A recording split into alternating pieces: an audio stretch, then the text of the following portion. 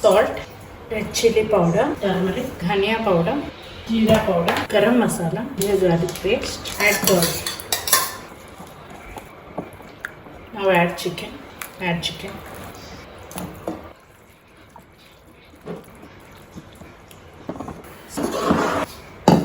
Add fried onions, badam, add water. Make into a fine paste.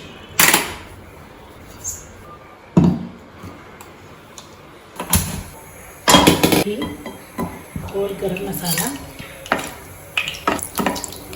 chicken.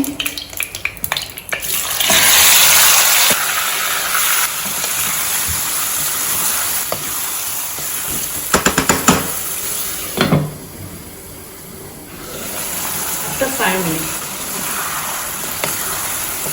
At this stage, onion and badam paste.